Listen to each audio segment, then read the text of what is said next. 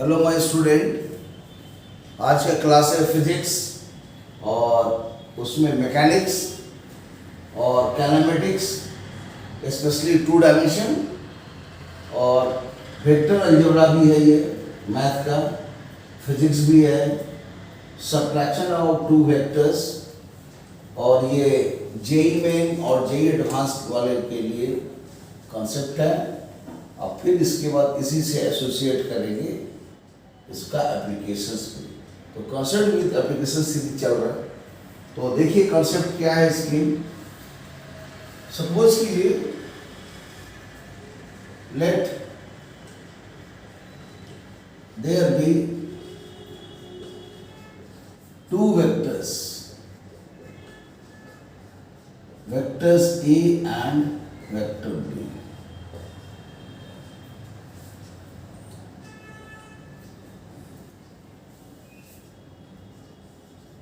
Their subtraction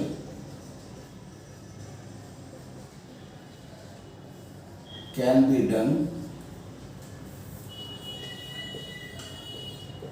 by two ways. Either first A minus B or B minus A. लेकिन addition के लिए A plus B करे चाहे B plus ए करे, दोनों कॉम्पिटिटिव लॉ फॉलो करता है एडिशंस के लिए। और वो वहां पर A प्लस बी और B प्लस ए एक ही आंसर आएगा।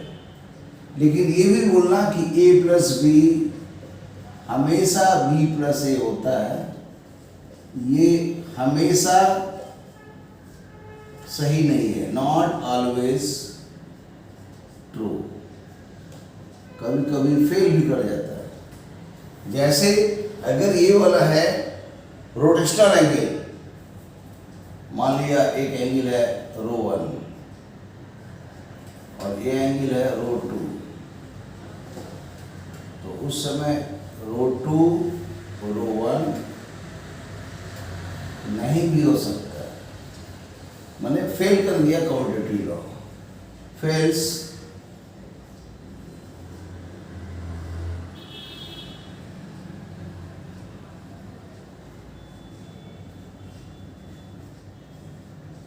Competitive law for addition. और सही क्या होगा अगर ये डिफरेंशियल फॉर्म में है,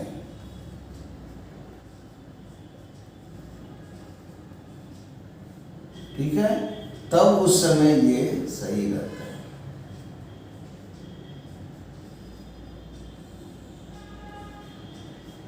okay,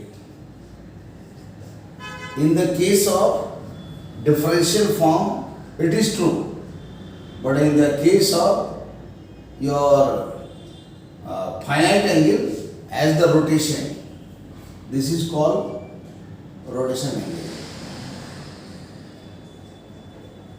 rotation, during rotation. During rotation, physical quantity, you can say during rotational physical quantity.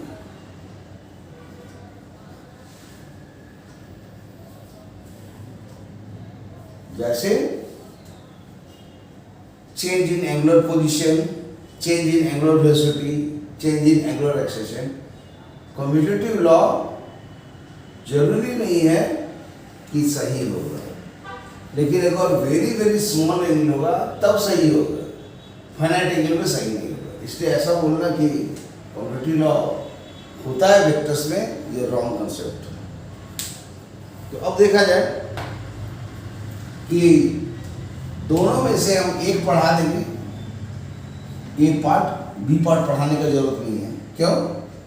Suppose A minus B मालूम है, मान लीजिए कुछ भी आंसर लिख दे, मान लीजिए पी आंसर लिख दे, तो अगर हमको b माइनस ए निकालना है तो सिंपल एक लॉजिक लगाइए माइनस साइन कॉमन, तो ए माइनस बी हो गया, अलजेब्रा यूज होता है इसमें। और ए माइनस बी तो मालूम है पी है, तो माइनस पी हो गया। इसका मतलब क्या हुआ कि ए माइनस बी पी है, तो बी माइनस ए माइनस पी आया। तो दोनों वेक्टर्स क्या हुआ, एक दूसरे का अपोजिट हुआ, एक दूसरे का निगेटिव वेक्टर्स हुआ। इसीलिए a minus B cannot be equal to b minus A. This implies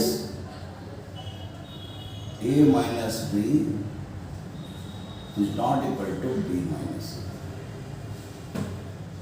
क्यों, एक आंसर p आ रहा है, एक माइनस p आ रहा है। These two vectors cannot be equal. तो अब हम एक पर चर्चा करेंगे, a माइनस बी कैसे निकलेगा। तो ऐसा समझिए कि वेक्टर से यहाँ पर है, अब वेक्टर्स भी मान लीजिए इस तरह से है, इसको छोटा बना रहे हैं और हम लोग को फाइंड करना है a माइनस बी। तो कैसे होगा, तो पहले तो कहीं पर भी एक रेफरेंस पॉइंट ले लीजिए, और रेफरेंस पॉइंट जैसे ही लेंगे तो जो वेक्टर्स के कॉन्सेप्ट नंबर ये 7 में है। इस काइनेमेटिक्स 2 डायमेंशन में 16 कॉन्सेप्ट है। 16 कॉन्सेप्ट में 16वां नंबर है आपका यूनिफॉर्म सर्कुलर मोशन, 15 में है प्रोजेक्टाइल, 13 में है क्रॉस प्रोडक्ट, 12 में है डॉट प्रोडक्ट, 8 में है सब्ट्रैक्शन ऑफ वेक्टर्स, ये रिलेटिव वेलोसिटी, 7 में है सब्ट्रैक्शन ऑफ वेक्टर्स, 4 में है इक्वालिटी ऑफ टू वेक्टर्स। तो स्वाभाविक है 1 से 16 बटी है। आप पूरा हम पढ़ेंगे तो वीडियो बड़ा हो जाएगा, इसलिए 2-4 सुनाए। तो ए वेक्टर बी वेक्टर्स में पहला वेक्टर्स ए, हम लोग को ए माइनस बी निकालना है। तो by the definition of equality of two vectors, एक वेक्टर्स ओरिजिन ओ से इस वेक्टर्स के इक्वल में ड्रॉ करेंगे। ये हो गया, ये वेक्टर्स के बराबर मैग्नीट्यूड में आ गया और डायरेक्शन में वही है, इसीलिए by the definition of equality of two vectors both the vectors is the same. और अब सोचिए कि ऐसा किया जाए कि दूसरा वेक्टर्स ड्रॉ करें। कैसे ड्रॉ होगा दूसरा वेक्टर्स, तो इसी कॉमन पॉइंट से इक्वालिटी ऑफ टू वेक्टर्स का कॉन्सेप्ट यूज करते हुए ड्रॉ करेंगे एक वेक्टर्स जो इस वेक्टर्स के बराबर होगा by the definition of equality of two vectors. तो वो ऐसा ड्रॉ होगा,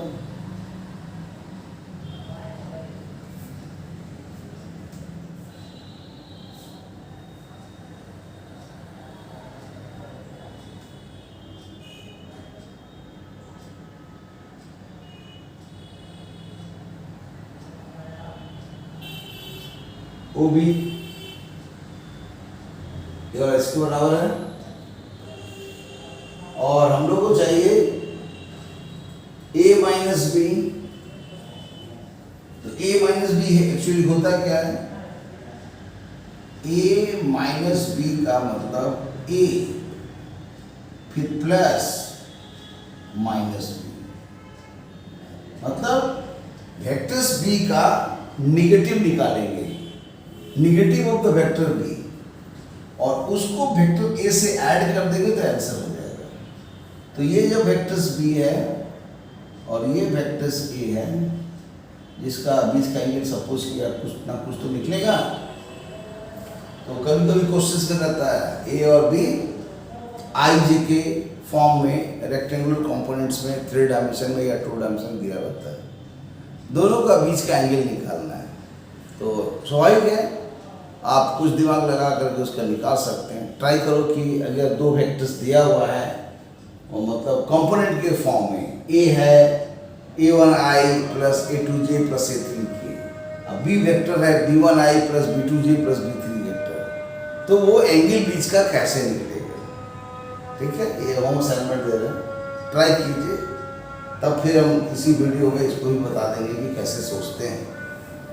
अब क्या कीजिए, वेक्टर्स b का निगेटिव वेक्टर निकालेंगे। मतलब minus b is called negative of vector b। और दोनों का क्वालिटी क्या है कि दोनों वेक्टर्स के मैग्नीट्यूड बराबर होते हैं, डायरेक्शन उल्टा होता है। तो यहां पर एक निगेटिव वेक्टर्स b ड्रॉ करेंगे तो कैसे होगा, डायरेक्शन को चेंज कर देंगे और मैग्नीट्यूड वही रखेंगे। तो इसी पॉइंट पर इसी वेक्टर्स को रिवर्स कर देंगे। जब रिवर्स करेंगे तो ऐसा आएगा,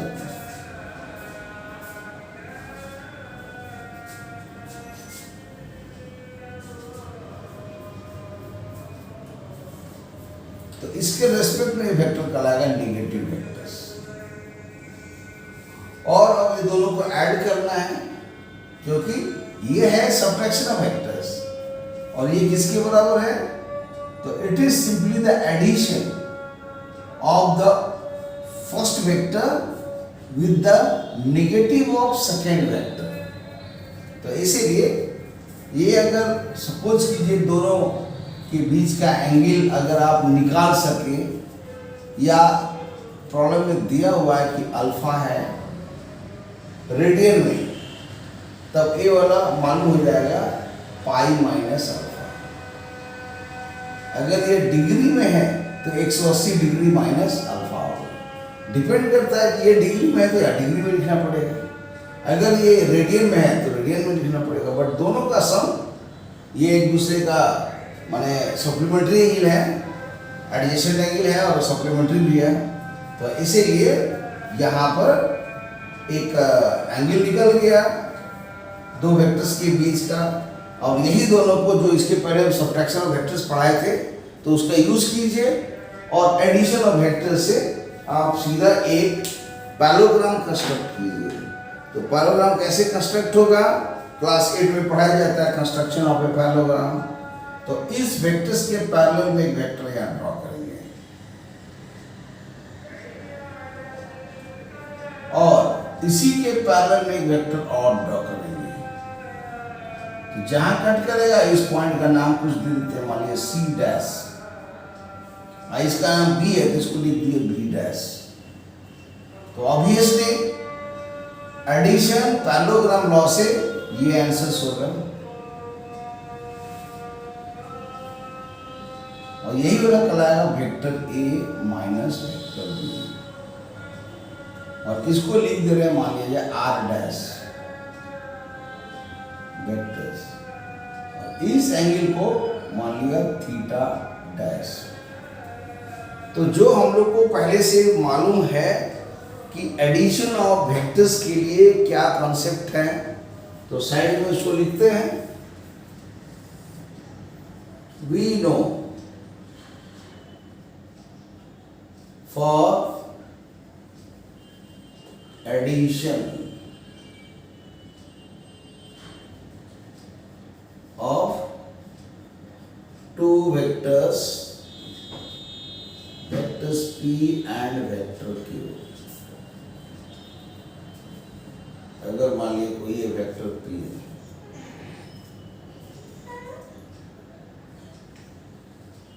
और ये वेक्टर q है, जिसके आंसर्स इस एंगल अल्फा के लिए याद होगा, पैरेललोग्राम लॉ मेथड में बताए थे, साइन रूल में बताए थे, फिर हीट एंड ट्रायल वाला मेथड्स में बताए थे, इंस्पेक्शन मेथड से भी। तो क्या था, यहाँ से पैरेललोग्राम बनाने के लिए पैरेलल लाइन, यहाँ से पैरेलल लाइन, जहाँ कट कर रहा है उसको सी, इसको ओ ए, इसको ओ बी, ये ज्वाइन किए थे। तो ये वाला था vectors p plus Q addition, और इसी को लिखे थे वेक्टर आर, और ए वाला एंगल को थीटा। तो इसका ड्राइवेशन में देखिएगा, ड्राइव किए पहले का वीडियो देखिए, अपने समझ में आ जाएगा। हाफ कि आर स्क्वायर बराबर P square plus Q square plus 2pq cos alpha, और दूसरा था एंड कि डायरेक्शन निकालने के लिए tan थीटा वो था q sign alpha divided by p plus Q cos alpha. ये पहला कॉन्सेप्ट और ये दूसरा कॉन्सेप्ट। यहाँ पर विदाउट प्रूफ डायरेक्ट लिख रहे हैं, और यहाँ पर इसी का यूज करके इसको लिख देंगे। इन दोनों में फर्क क्या है? यहाँ भी एडिशन है, नीचे और फिगर में एडिशन है। कैसे? सब्ट्रैक्शन ऑफ वेक्टर्स है, बट ये तो मतलब एक तरह से एडिशन ऑफ टू वेक्टर्स है। कैसे? पहला वेक्टर ओरिजिनल वैसे ही लिए हैं और दूसरा वेक्टर्स का नेगेटिव वेक्टर निकाल दिए और ऐड कर दिए। So subtraction of vector is simply, it is also a type of the special case of addition of vectors where the first vector which has the positive sign that must be the same, no change at all. But for the second vector, take the negative of that vectors and that should be added with the first one. Then whatever the addition result come, that is r dash, and this is the diagram. So that shows the subtraction of the vector.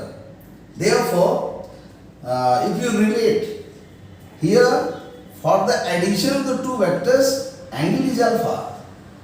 But in the case of subtraction of two vectors, these angles between the two vectors is, instead of alpha, this converts into 180 degree minus alpha. एक पाई को 180 degree लिख दीजिए अगर tension लग रहा तो। चलिए, और जो पहले का थीटा था वो थीटा कन्वर्ट हो गया थीटा डैश में, और कोई चेंज नहीं है तो सीधा पहले वाला फार्मूला लिखेंगे और आर जो है कन्वर्ट हो गया आर डैश में, और जो एडिशन है, एडिशन जो है प्रोसेस कन्वर्ट हो गया सब्ट्रैक्शन। तो हम लोग का टारगेट कौन है? हम लोग का टारगेट ये सेकंड वाला है, और ये तो एडिशन है। क्या एडिशन में एंगल अल्फा होता है, सब्ट्रैक्शन में 180 माइनस अल्फा होता है, फिर यहाँ थीटा होता है, यहाँ थीटा डैश होता है, यहाँ आर होता है, आर डैश होता है। तो आराम से इसका यूज कीजिए कि हम लोग जानते हैं कि आर स्क्वायर का आंसर होता है P square plus Q square plus 2pq cos alpha. तो क्यों नहीं आर की जगह पुट कर दे आर डैश।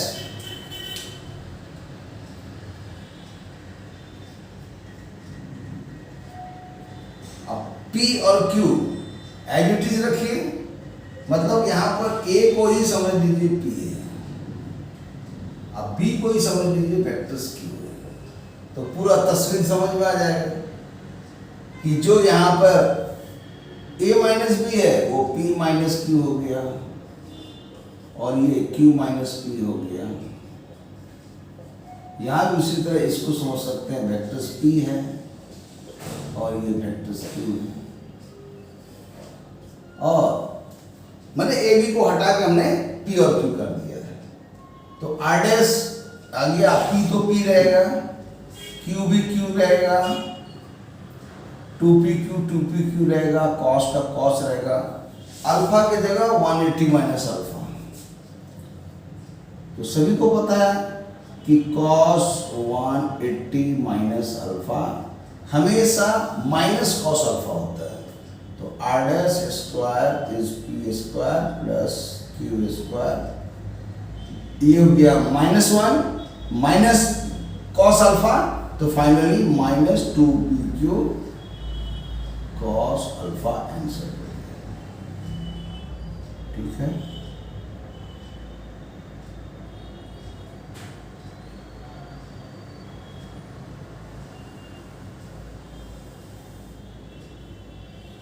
एक आंसर निकाल दिए।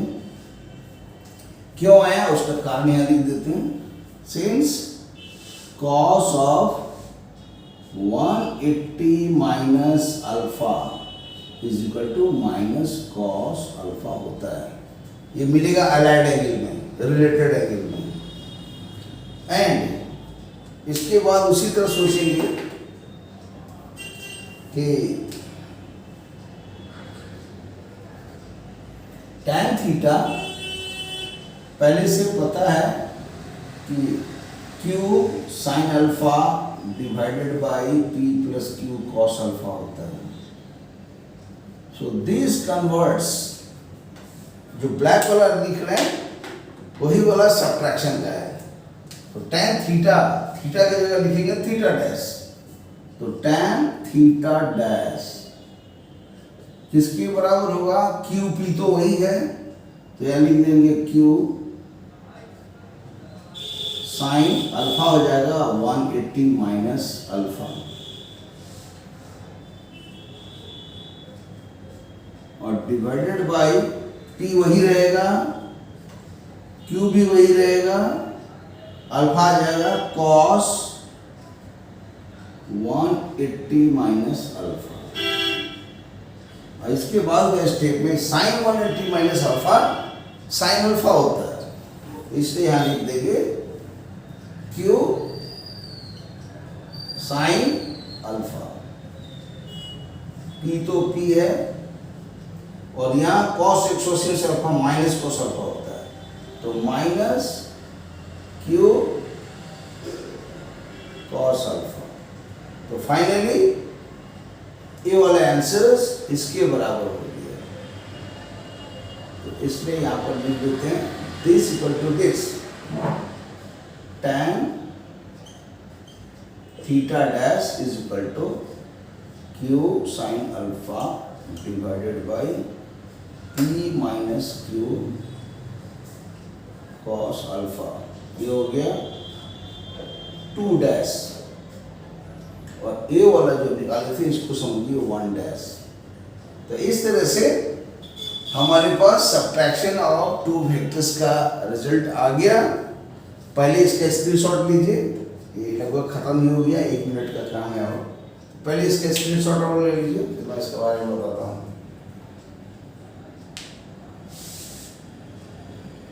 ओके, तो आपको आंसर याद क्या करना है, जो ज्यादा आसान होगा कि अल्फा की जगह 180 माइनस अल्फा हटाना है सब्ट्रैक्शन में। ये एडिशन का इधर वाला, इधर सब्ट्रैक्शन का है। अल्फा इसमें बदलता है, थीटा थीटा डैश में, आर आर डैश में, और यहाँ पर जो p प्लस क्यू है वो बदलता है p माइनस क्यू में।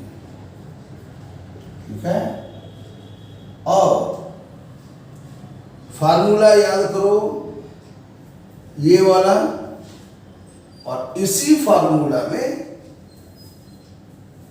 अल्फा की जगह खाली पुट करो कॉस 180 माइनस अल्फा। तो अल्फा की जगह 180 डिग्री माइनस अल्फा पुट कर दो। ये ऐड है, एडिशन का है, ये सब्ट्रैक्शन का है। एडिशन मैंने क्या, कंपोजिशन। ये एडिशन का फंडा है और ये सब्ट्रैक्शन का है। अल्फा को 180 माइनस अल्फा लिखना है, मतलब आंसर यही रहेगा। आर को आर डैश लिखेंगे, पी को पी लिखेंगे, क्यू को क्यू लिखेंगे, यहाँ भी वही रहेगा, कॉस का कॉस रहेगा, अल्फा की जगह 180 माइनस अल्फा, मतलब ए वाला लाइन। ये लाइन सबसे बेस्ट है। फिर अगर डायरेक्शन निकालना है तो ए वाला सोचेंगे, और ये आंसर पता है कि थीटा को उस नियम से थीटा डैश में कन्वर्ट होता है, अल्फा 180 माइनस अल्फा होता है, तो क्यों नहीं इस अल्फा की जगह पर पुट कर देंगे 180 माइनस अल्फा, यहाँ भी 180 माइनस अल्फा। तो मतलब यही सूत्र से सब्ट्रैक्शन एडिशन दोनों दिख रहा है। जब अल्फा अल्फा रहेगा तो एडिशन है, जब अल्फा 180 माइनस अल्फा हो जाएगा तो जैसे डबल राइट मारे हैं, इसको समझ लीजिए, एक नाम लिख देते हैं कैपिटल ए, एडिशन के लिए। और जो सब्ट्रैक्शन में आया था ये वाला टर्म्स, ये वाला लाइन दिस बराबर दिस, तो इसी को समझिए कि ये वाला जो स्टेप्स है यहाँ से यहाँ जो आया यही वाला है कैपिटल बी रिलेशन। मतलब अब यहाँ से यहाँ हम लिख देते हैं, प्लेस कम है जगह, हम इसलिए ऐसे लिख देंगे, समझ जाओगे ये वाला रिलेशन बी रिलेशन। तो दिस इक्वल टू दिस। और नहीं तो एक उपाय और है, वो क्या है कि पहला जो ए लिखे हैं उसको ऐसा कर देते हैं, डिजाइन बना देते हैं। देखिए ऐसे ये वाला याद करो, काफी है। और इधर से डिजाइन बना देते हैं कि ये वाला याद करना है, बस इतने काफी है। जो डिजाइन बना है यही वाला आर की जगह आर डैश है, टी का पी है, क्यू का क्यू है, अल्फा 180 अल्फा है। बस इतने ही अगर याद रहा तो कॉस 180 अल्फा की जगह तो माइनस कॉस अल्फा लिख ही देंगे। अब फिर उसी तरह ये वाला आंसर याद रहेगा कि थीटा को थीटा डैश लिख दिए, अल्फा को 180 अल्फा लिख दिए, तो ए वाला आंसर याद रहेगा। और इसके बाद का स्टेप तो मैथ वाला आराम से चेंज कर देगा कि sine 180 minus alpha, sine 180 minus alpha होता है sine alpha, cos 180 minus cos alpha होता है। तो वो इसमें पुट कर देगा साइन अल्फा, इसे पुट कर देगा माइनस कॉस अल्फा, तो ये वाला आंसर अपने आप आ जाएगा। फिर उसी तरह इस आंसर में भी अगर पुट कर देगा कि cos 180 alpha minus cos alpha, तो ये आंसर आ जाएगा। इसलिए 1 डैश और 2 डैश नाम ही याद करो, तो 1 डैश को बैक गियर में डालो। अब पीछे में जो ऐसे ऐसे करके डिजाइन बना है हरा वाला, यहाँ भी हरा वाला, इसका भी बैक गियर मारने से तो यही दो आंसर सब्ट्रैक्शन का है। फिर यही एडिशन का जो डायग्राम में यहाँ दिख रहा है कि डायग्राम में एडिशन ये शो करता है, बट सब्ट्रैक्शन में यहाँ शो करता है। तो इसको क्यों नहीं आप ऐसे सोचो कि ज्योमेट्रिकली ये वेक्टर्स इस वेक्टर्स के बराबर है। क्यों? ये वाला लेंथ इस लेंथ के बराबर है, ये लेंथ इस लेंथ के बराबर है, ये दोनों बराबर है। तो जब ये दोनों वेक्टर्स बराबर है और डायरेक्शन में भी सेम है, इसको कुछ नाम देते हैं ओ ए। तो नेचुरली अगर ये दोनों बराबर है, ज्योमेट्रिकली पैरेलल है, इक्वल है, तो हमेशा ज्योमेट्रिकली आप शो कर सकते हो कि जो ये सब्ट्रैक्शन ऑफ वेक्टर्स है, अगर यहाँ पर मैं एक लाइन ड्रॉ कर दूं, इसी डायग्राम में ड्रॉ कर सकते हैं, नहीं तो सेपरेट डायग्राम में भी दिखाया जा सकता है। बेहतर होगा कि एक सेपरेट डायग्राम में दिखाएं तो ज़्यादा वो सही लगेगा। तो यहाँ पर दिखा देते हैं, देखिए क्या है, यहाँ पर दिखाते हैं इसको।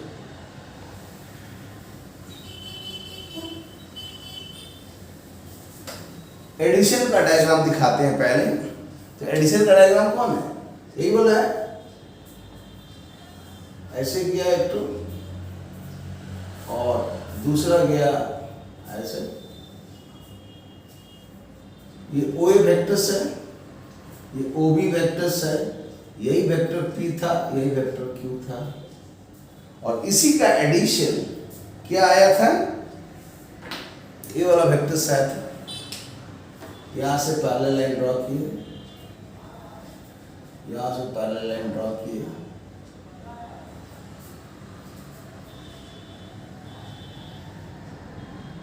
ये कट किया, यही वाला शो करता है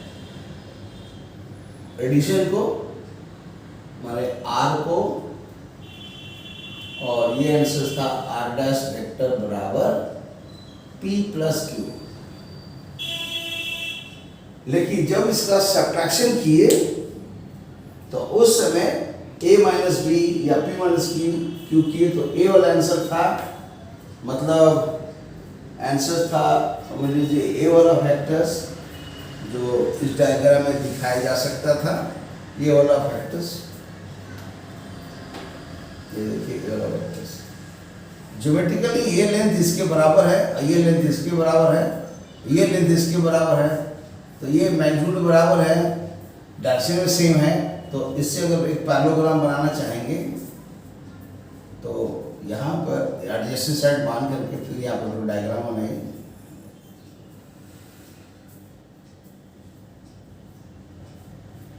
तो ए वाला इसके बराबर मैग्नीट्यूड में, ए वाला इसके बराबर, ये दोनों बराबर है, तो इस दोनों से एक पैरेललोग्राम कंस्ट्रक्ट कर सकते हैं इस टाइप से।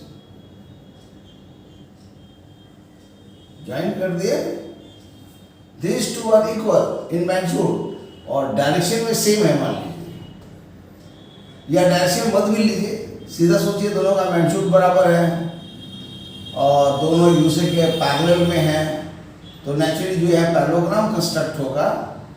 उसमें क्या होगा, ये वाला आंसर्स इसके बराबर हो गया क्योंकि ये पैरेललोग्राम बन गया ज्योमेट्रिकली।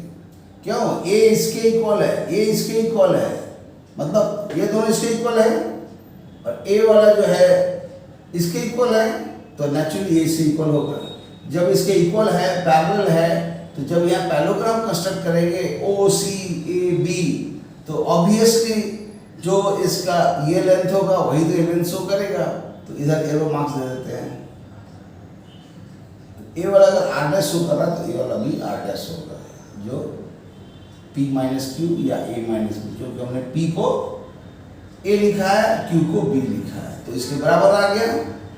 और यही वाला जब सेम हो गया तो यही वाला क्या है, वेक्टर्स P है, वेक्टर्स Q है, और दोनों का एडिशन करने से डायग्राम में A वाला दिखाया जा रहा है एडिशन, जो यहाँ हम बनाए हैं। और इसी दोनों A और B से हमको A माइनस B करना है, तो B से A तरफ चलेंगे तो सब्ट्रैक्शन ऑफ वेक्टर्स होगा दोनों का फाइनल पॉइंट मिलाने से, इसलिए यहाँ भी B से A चलेंगे तो A वाला शो करेगा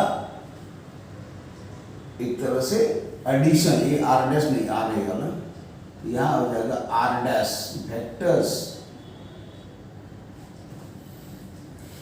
आर डैश वेक्टर्स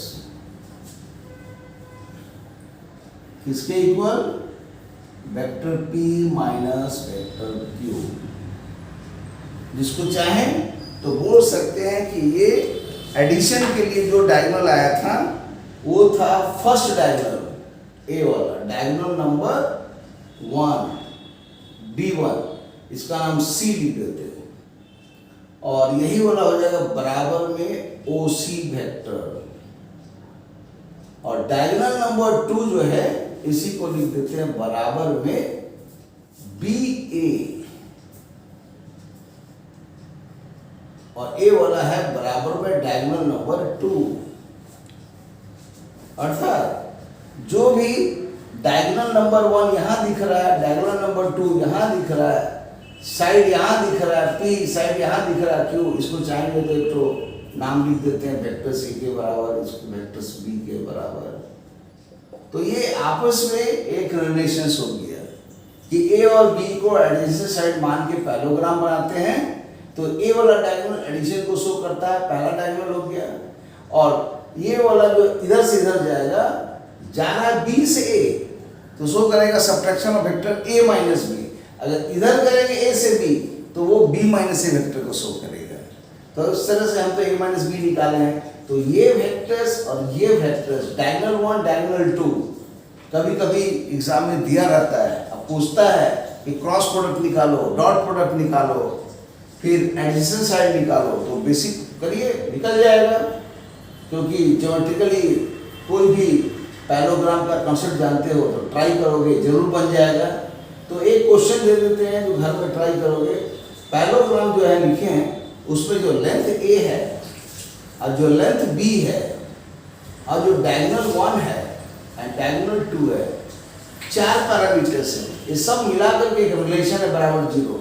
तो रिलेशन क्या है उसको ट्राई कीजिएगा और कमेंट बॉक्स में दीजिएगा। नेक्स्ट क्लास में हम इसको और एक्सप्लेन करेंगे। तो ओके, इसका स्क्रीनशॉट पहले ले लीजिए, और ये फिजिकल में ही इसका नेक्स्ट क्लास में अच्छा से और बताएंगे।